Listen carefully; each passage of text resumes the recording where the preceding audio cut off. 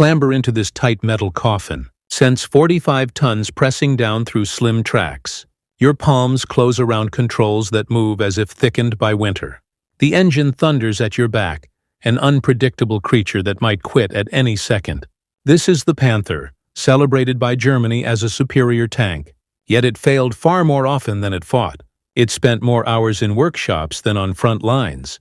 What Allied crews found inside captured Panthers would upend assumptions about armored combat and reshape a major engineering argument.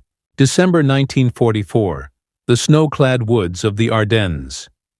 U.S. tank crews crouched inside Shermans, watching German armor emerge from the fog. Panthers, the battlefield's sleek hunters. 45 tons of sloped steel and a 75mm high-velocity gun. Every American tanker had heard the tales. One Panther could take on 5 Shermans. The Panther's upper glacis was 80mm thick at 55mm, giving an effective thickness of about 139mm. Its turret face measured 100mm. Its KWK-42 L-70 gun could pierce a Sherman beyond 2,000 meters. American crews nicknamed their own tanks Ronsons after the lighter. "Always lights," they said dryly. The men climbing into 33-ton Shermans that frozen morning knew the statistics. They knew the Panther outgunned them. They knew its frontal armor could shrug off their 75mm rounds. They knew at range they were outmatched. German tank crews knew it too. They'd been fed the message that Panthers were unbeatable, and American tanks were inferior. Propaganda reels showed Panthers crushing Shermans, German metallurgy triumphing over mass production. The Panther had been built specifically to meet the Soviet T-34. After German units encountered T-34s during Operation Barbarossa in 1941, notably at the Battle of Minsk in October 1941, German command immediately formed a special armor inquiry. The Panther Commission was set up in November 1941. Porsche's design was rejected and Cien's was chosen in May 1942. The first prototype surfaced in September 1942. Series. Production began in January 1943. Gasse paper it looked flawless. The quintessential medium tank. Nearly every technical spec favored the German design. But as American forces pushed into Germany, a troubling pattern emerged. Recovery crews started finding Panthers abandoned. Not knocked out by fire, not hit by mines, simply deserted by their crews. Engines cold, fuel still in tanks, transmissions seized, final drives ruined. Some allies did capture and even operate Panthers. The British Coldstream Guards famously ran a captured Panther they called Cuckoo in fighting around Gere and Castile in late 1944 and into January 1945. Canadian troops seized an intact Panther. In Italy in October 1944, named it the Deserter, used it in several assaults before sending it for examination. Polish insurgents captured 2 Panthers during the Warsaw Uprising in August 1944, used them to knock out German machine gun positions and to liberate the Gęsiówka concentration camp, freeing 348 prisoners. Within days, both Panthers were immobilized because of a lack of fuel and batteries, and had to be burned to keep them from falling back into German hands. The pattern was clear. Captured Panthers could fight brilliantly for a short time. Then they failed. The British, who rebuilt 9 Panthers after the war using German parts and technicians, attempted standard acceptance tests in 1947 and could not complete them. The tanks kept breaking down. The British concluded their trials yielded little useful information because of the Panther's widespread mechanical unreliability. The French army, which used captured Panthers post-war, performed the most thorough tests. Their 1947 technical report, Le Panther, stated plainly that the true weak point of the Panther was its final drive. A comparatively frail design with an average fatigue life of only 150 km. Think about that. 150 km, less than 100 miles before the final drives, the parts transferring power from transmission to tracks needed full replacement. German wartime records confirmed this catastrophic failure rate. General Guderian wrote in June 1944 that the lifespan of Panther engines, 1,400 to 1,500 km, was markedly higher than that of the final drives, and that a fix to the final drive problem was urgently required. An Eastern Front report from March-April 1944 recorded that between March 4 and early April, 13 final drives were replaced in 30 Panthers. A January 1945 Panzer Commission report listed 370 defective Panther final drives needing replacement. In Normandy, half the Panthers abandoned showed final drive failure as the primary mechanical fault. The technical reason was well known. Mann's initial design specified epicyclic planetary gearing, but shortages in gear-cutting machinery forced a switch to a double spur gear system. Those double spur gears experienced higher internal shock and stress. Here lay the fatal flaw. The Panther's drivetrain had been sized for a 30-35-ton vehicle, yet Hitler demanded extra armor and a larger gun during development. The production Panther ended up weighing 45 tons. Final drive housings made for a lighter vehicle could not cope with the real combat weight. The housings flexed, the gears bound and destroyed themselves. By contrast, Sherman final drives could run for thousands of kilometers without major overhaul. French post-war operational experience with Panthers from 1946-1950 repeatedly confirmed the roughly 150-kilometer failure interval. The Maybach HL-230 engine, though potent at around 690 horsepower, suffered persistent reliability issues. During Operation Citadel at Kursk in July 1943, Panther units experienced numerous fuel pump failures. By July 8, one battalion had suffered 20 fuel pump malfunctions. Fuel leaks led to 3 Panthers being lost to engine fires. 2 Panthers burned out from engine fires while still on rail cars before the battle began.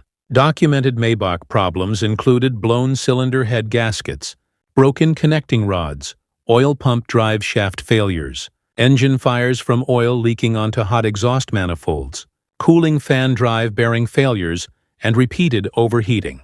The Germans derated the engine from 3,000 to 2,500 RPM in November 1943 to try to lengthen service life, cutting top speed from about 34 mph to 28 mph and reducing output from roughly 700 to 580 horsepower.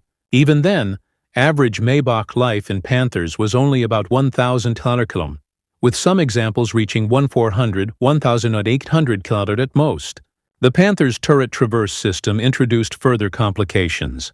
Early AUSF-D models used a single-speed hydraulic system that took roughly 60 seconds for a full 360-degree turn. Later, AUSF A and G variants offered selectable high and low ratios. At 2,500 RPM in high gear, a full traverse could take 17 to 18 seconds, but in low gear or at low engine speeds it stretched to 93 seconds. The system's performance depended on engine speed. If the engine failed, the turret could not be rotated at all.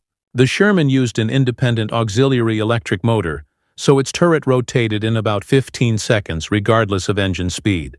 A commander could traverse the Sherman's turret even with the main engine off by using the backup generator. That consistency was a huge tactical plus. The Panther's theoretically faster traverse at optimal engine RPM was pointless when mechanical failures killed the engine or when tactical necessity required turret movement while idling. The 7-speed manual transmission was stiff and hard to change. Every gear shift was a struggle. Sherman transmissions were smoother and nearly automatic in feel. The Panther's narrow tracks, despite favorable ground pressure figures on paper, contacted the ground less on soft surfaces.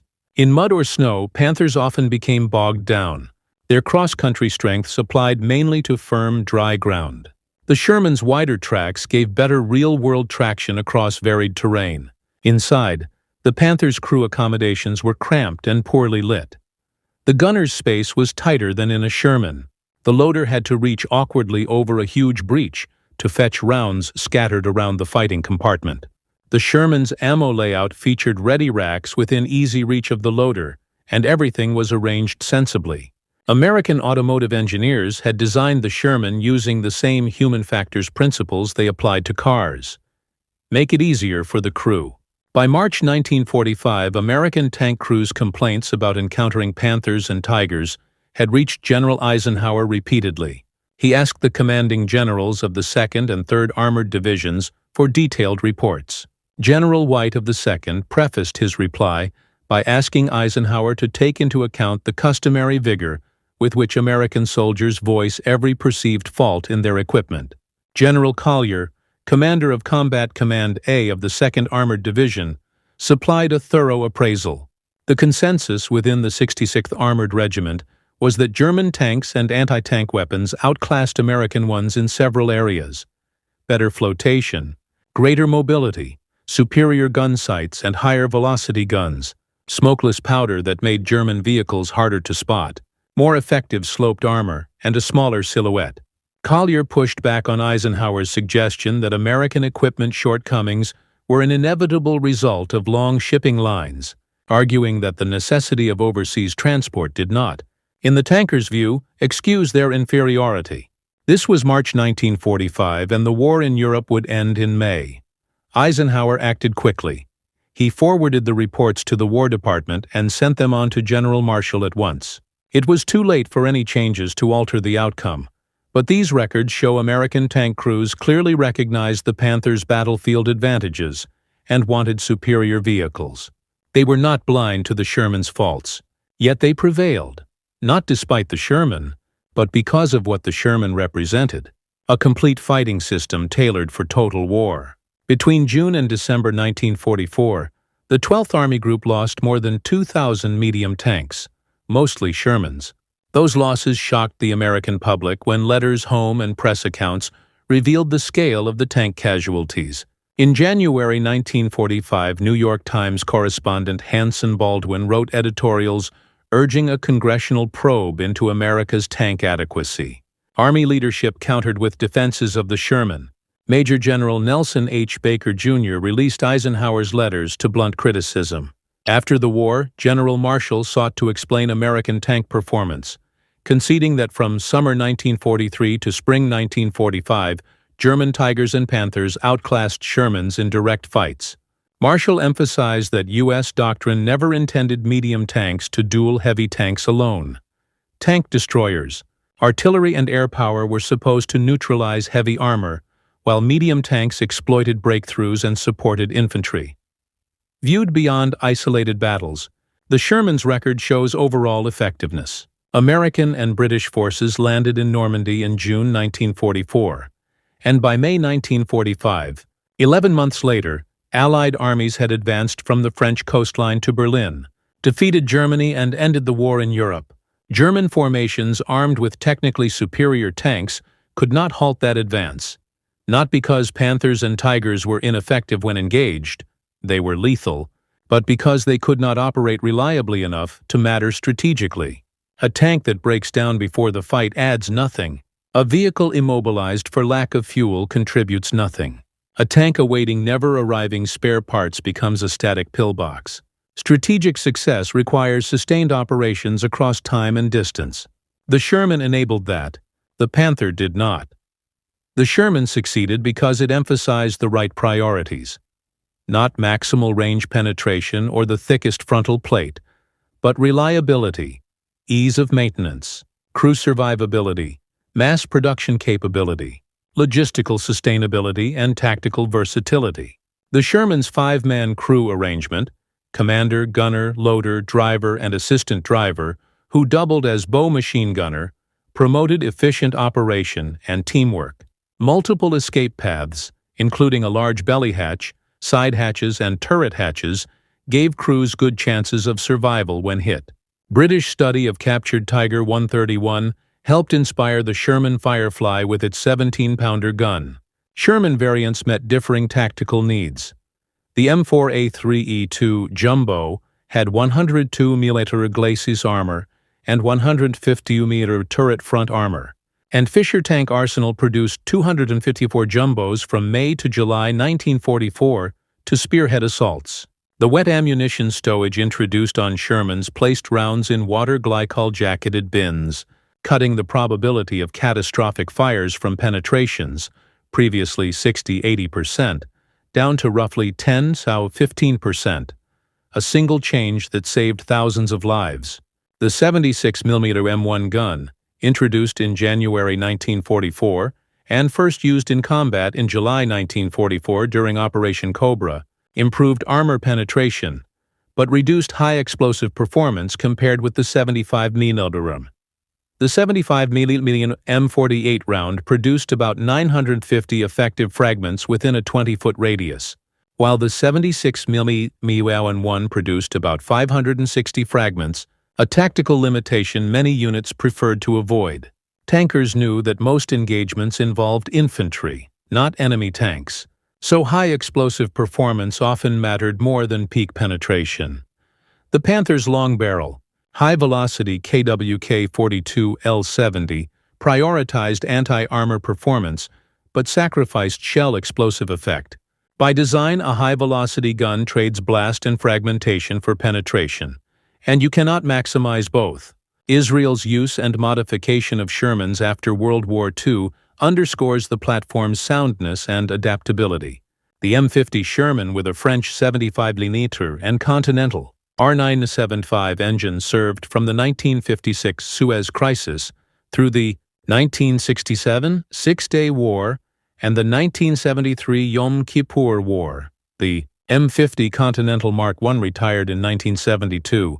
The M50 with Cummins M2 lasted into the late 1970s. The M51 Sherman, fitted with a French 105mm, served from 1965 into the early 1980s, and successfully engaged Soviet-designed T-54, T-55 and T-62 tanks with 105mm heat rounds. Israel sold 75 M51s to Lebanese militias in 1976 and over 100 to Chile, which used them until 1999 and held some in reserve until 2006. That operational longevity, from World War II into the 1970s and 1980s, demonstrates the Sherman's robust design and capacity for upgrade. Now compare systemic Panther problems. Production totaled roughly 6,000 vehicles between January 1943 and March 1945, not the oft-quoted 9,000. Several reliable sources put the number at about 5,164 built. Peak monthly output reached 380 in July 1944, but averaged much lower. Frontline strength peaked at 234 tanks on September 1, 1944. Yet that same month, a record 692 were reported lost. A March 15, 1945 operational report listed only 361 serviceable Panthers out of 740, about 49% operational at war's end. Allied bombing hit Panther factories hard. Daimler-Benz was struck on August 6 and August 23, 1944. MAN was bombed on September 3, October 3, and October 19, 1944, and again on January 3 and February 2021, 1945, forcing spare parts output down from 25–30% of tank production in 1943 to only about 8% by late 1944. Frontline Panthers were cannibalized for parts to keep others running, worsening reliability problems. German crew training deteriorated badly as the war dragged on. Historian Stephen Zaloga, note spelling, observed that Panthers' disappointing showing in the Ardennes against American Shermans, despite superior specifications, stemmed in part from poor crew quality late in the war. Many Panther crews were inexperienced and had minimal training, which magnified mechanical shortcomings. Weak powertrain durability, fuel shortages, missing spares, and green crews combined to leave many Panthers stranded and irrecoverable. The French 1947 report emphasized that inadequate driver training was a major factor in mechanical failures. Battalions were receiving drivers operating a Panther for the first time, and tanks were being written off for relatively minor defects. Fuel scarcity crippled German armored operations. Panthers guzzled fuel, and German logistics could not keep frontline units supplied. Soviet tanker Dmitry Loza, a hero of the Soviet Union who commanded U.S.-supplied Shermans on the Eastern Front, recorded his experiences in commanding the Red Army's Sherman tanks and noted that Sherman tracks could last more than 5,000 kilometers. In interviews, Loza praised Sherman reliability, the auxiliary gasoline engine used to charge batteries without running the full 500 horsepower main engine, comfortable crew stations, and generally superior mechanical dependability. He observed that the Sherman handled like an automobile on firm ground, while the T-34 made such a racket that it could probably be heard for leagues. The Sherman's cost-effectiveness allowed mass manufacture. Early M3 and first M4 Chrysler contracts from 1940–1942 ran about $33,000 to $33,500. Later models varied between $44,556 and $64,455 depending on configuration. The official U.S. Army price list from August 1945 put most Sherman variants in the $44,000–$55,000 range. Total Sherman output reached 49,324 units from 1942–1945, not the rounded 50,000 often cited. American factories turned out these tanks across several manufacturers using common parts and streamlined assembly techniques. By contrast, a Panther's base price was about 117,100 Reichsmarks before armament and radio. Fully equipped with the KWK-42 gun and kit, a combat-ready cost approached roughly 143,912 Reichsmarks. German industry strained to produce roughly 6,000 Panthers despite enormous effort. U.S. doctrine stressed combined arms operations. Shermans fought alongside infantry, artillery, tank destroyers, and air support because commanders recognized that tank-on-tank duels were relatively rare. Most armored actions involved supporting infantry, demolishing fortifications, and engaging soft targets. The Sherman's dependable mobility and strong high-explosive performance made it well-suited to those tasks. Dedicated American tank destroyer battalions, fielding the M10, M18, and M36, supplied specialized anti-armor firepower. The M36's 90mm gun could defeat Panther armor more effectively than most Shermans. During the Battle of the Bulge, M36-equipped units, such as the 610th, 73rd, and 740th Tank Destroyer Battalions, were especially effective. A mixed force of 4 M18s, M4 Shermans, and infantry from the 10th Armored Division held Noville north of Bastogne and halted a German armored thrust, claiming 30 heavy tanks including Panthers and Tigers. The Ardennes offensive in December 1944 January 1945 put U.S. armor doctrine under extreme strain. Hitler's attack began on December 16, 1944, with roughly 1,500 tanks and assault guns in 24 divisions, including about 10 panzer divisions, and initially struck the 99th and 2nd Infantry Divisions with surprise. American units, including the 740th, scrambled to respond, cannibalizing depot stocks to assemble fighting vehicles, even occasionally finding dead crews inside damaged tanks. A hastily gathered force of 3 M4s and 1 M36 engaged elements of SS Lieutenant Col Joim Piper's group at Stoumont on December 19th and knocked out 3 Panthers, helping to blunt the German spearhead. Throughout the Bulge, towed anti-tank guns proved vulnerable to weather and terrain. Many were lost. Self-propelled tank destroyers like the M10 and M36, operating in ambush and close-range conditions, accounted for many German tanks and convinced Eisenhower to convert remaining towed units to self-propelled weapons in January 1945. American logistics sustained operations. Shermans ran on common gasoline, spare parts flowed from factories to the front, and moderately trained crews could perform repairs.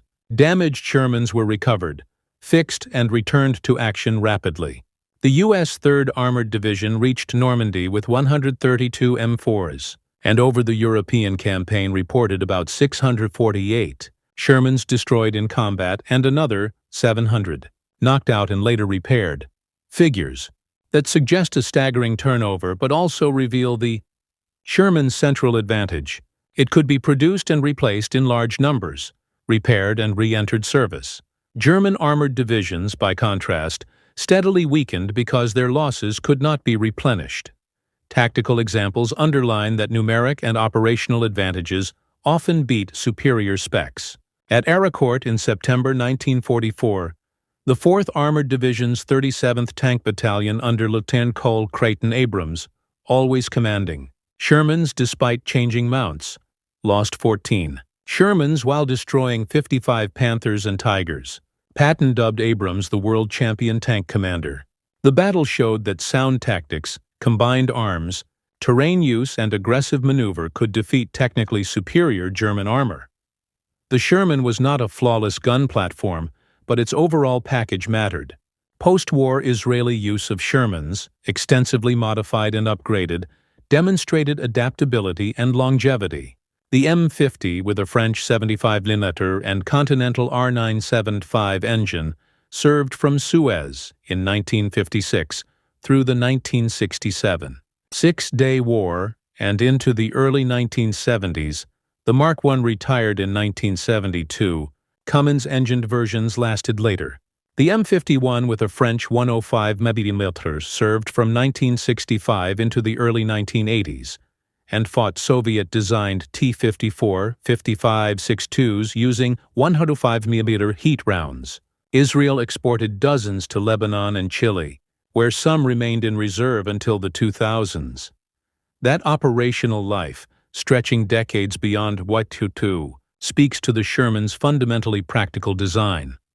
By contrast, the Panther's systemic shortcomings undercut its battlefield promise.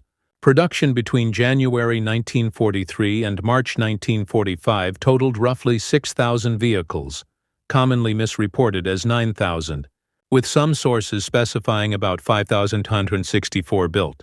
Monthly peaks reached around 380 in July 1944, but averages were much lower. Frontline strength peaked at 234 tanks on September 1, 1944. Yet that same month saw 692 reported losses. A March 15, 1945 report listed only 361 operational Panthers out of 740, about 49% operational.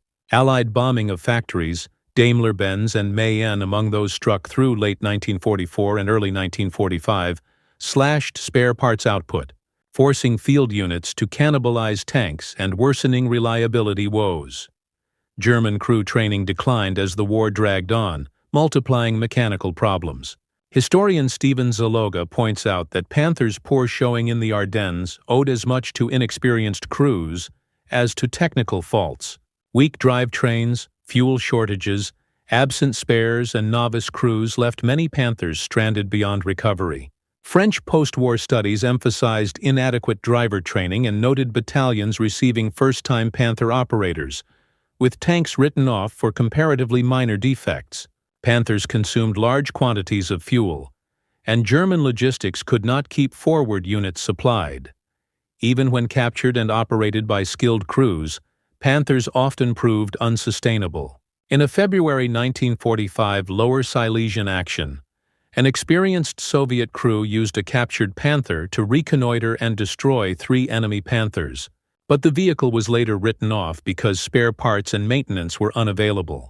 The systematic appraisal of armored effectiveness must factor in the whole weapon system: design, production, logistics, maintenance, doctrine, training, employment, and sustainment. The Panther excelled in a narrow set of metrics: long-range penetration, frontal protection in direct hits, and performance on good terrain, but failed catastrophically in reliability, maintainability, production efficiency, logistical sustainment, crew ergonomics, and operational availability. The Sherman offered adequate ballistics and armor while excelling in the practical areas that kept armor fighting: repairability, producibility, sustainment, crew safety, escape routes, and availability. In total war, workable adequacy combined with superior systemic support outperforms isolated technical brilliance without it. Any weapon must operate reliably under real conditions, be maintainable with available resources, account for human factors, integrate with other systems, and match doctrine and logistics. Engineering that optimizes a few parameters at the expense of the whole produces costly showpieces that fail under operational stress. The Panther's rushed development after encountering T-34s never reached the maturity necessary for durable field service. Its combat debut at Kursk in July 1943 exposed widespread mechanical failures. Subsequent improvements mitigated but never cured the core defects, most notably the final drive issue caused by growth in weight beyond the original design. Engine reliability improved only marginally, and German industrial capacity, further degraded by bombing and resource shortages, could not manufacture components with consistent quality control. The Panther shows the danger of over-optimization. The Sherman shows the value of industrial pragmatism. Designing for manufacturers, maintenance crews, logistics, and the human crew, it was never meant to top any single chart. It was meant to be good enough in all the right ways, and excellent where sustained operations demanded it. The last Panther left the production lines in March or April 1945. By that stage, many Panthers were being left behind before they even reached combat units because of fuel shortages and a lack of trained crews. The final Shermans entered Berlin in May 1945, as the European War ended. Israeli updated Shermans fought in the Yom Kippur War in October 1973, nearly 3 decades later. That 3-decade gap between the Panthers' disappearance and the Shermans' continued upgrades makes clear which design approach proved enduring. The Panther became a technological cul-de-sac. No major post-war tank lineage traced its roots to the Panther, while the Sherman influenced global post-war armor thinking because its balance of maintainability, reliability, and combat utility matched real military needs.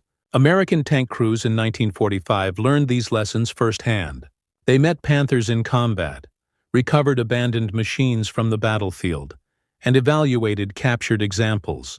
They respected the Panther's combat strengths, but also saw its crippling flaws in sustained operations. A tank that fails to reach the fight because of mechanical trouble delivers no combat value. A tank that outpaces its supply lines for fuel sits idle. A vehicle that depends on rare replacement parts becomes scrap. A tank without practical escape routes becomes a death trap when struck. The Sherman's old nickname referencing lighter-like fires reflected a genuine risk in early ammunition stowage, a problem that cost lives until American engineers introduced wet stowage to slash fire risk dramatically. German designers made no comparable survivability fix for the Panther. The Sherman's relatively light armor was a real liability in head-to-head tank fights, and U.S. doctrine adapted accordingly. Combined arms tactics, avoidance of frontal slugfests when possible, and reliance on tank destroyers for dedicated anti-armor tasks. German thinking pushed ever heavier armor onto new designs, producing vehicles too heavy for their drivetrains and too costly to make in sufficient numbers. The contrast is stark, and the numbers tell the story. Some 49,324 Shermans were produced versus roughly 6,000 Panthers. Sherman availability remained high through the war. Panther operational readiness fell to about 49% by March 1945. American armored divisions remained effective from Normandy to Berlin because replacements kept arriving. German armored formations steadily weakened as losses outstripped their ability to rebuild. U.S. combined arms doctrine integrated tanks with infantry, artillery, air support, and specialist vehicles. German doctrine increasingly leaned on tanks alone to make up for declines in infantry and artillery effectiveness. To grasp the Sherman success, you must look at U.S. industrial mobilization. Civilian auto plants were converted to military production.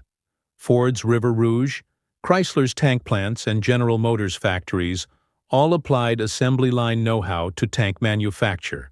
Skilled workers used familiar mass production techniques. Standardized parts meant components from one plant fit hulls from another, and turrets, gun mounts, and transmissions were interchangeable across manufacturers. The Sherman's design favored easy manufacture, largely flat armor plates and cast turrets that could be produced by heavy industry foundries. Vertical volute spring suspension that could be made by non-military firms. Each choice cut specialized tooling needs and sped output. Training new Sherman crews took roughly 13 weeks at armored centers. The controls and layout felt intuitive to men with automotive experience, and maintenance procedures were straightforward enough for mechanics with basic training. Panther crews required longer, more specialized instruction.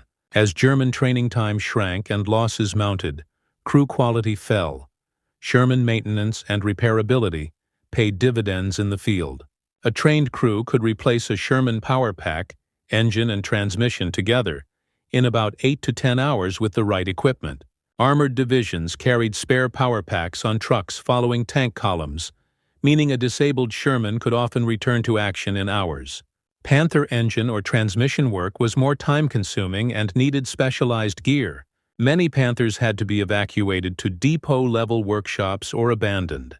Sherman track replacement could be done in the field in 3 to 4 hours per side by 2 men using relatively light track blocks. Panther tracks were heavier and harder to handle. The interleaved road wheel arrangement on the Panther, while smooth riding, required removal of multiple outer wheels to reach an inner wheel. And in winter, mud or ice could freeze between the wheels and immobilize the vehicle until extensive deicing was done. Shermans, with simpler independent road wheels, avoided that vulnerability. The logistics story underpinned operational success. Each U.S. armored division needed thousands of tons of fuel, ammo, and spares each month, and American supply units kept that flow going as armies advanced.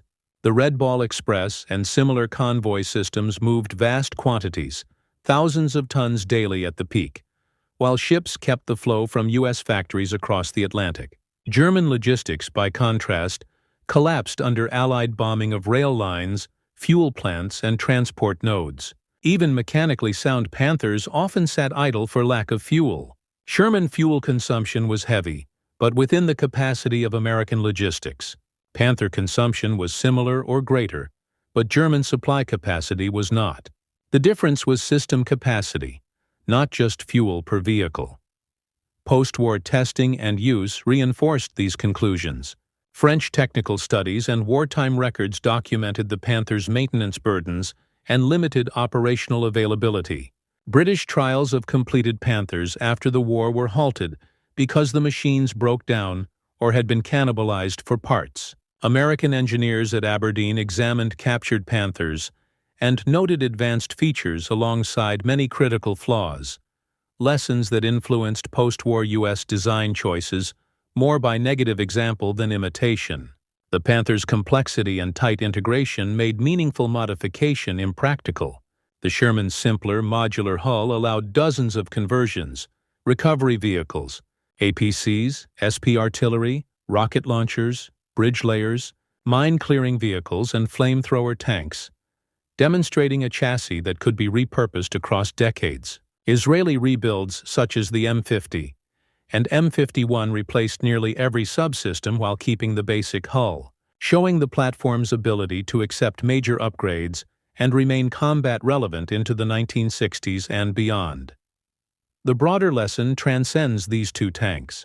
Weapons engineered for narrow peaks of performance but divorced from production, logistics and human factors produce expensive, brittle failures on campaign. Systems designed for maintainability, mass production, repairability, and integration into doctrine create sustainable combat power. The Panther's promising specifications mattered little when the vehicles could not be kept running at the scale and tempo required. The Sherman's balanced compromise and systemic integration won the day. History's verdict is clear. The Sherman prevailed in the campaign that mattered, not because it excelled at every technical metric, but because it fit into a functioning, scalable military system. American tank crews lived and learned that truth, and the ruins of abandoned Panthers on retreat routes as Shermans rolled into Berlin in May 1945 made the point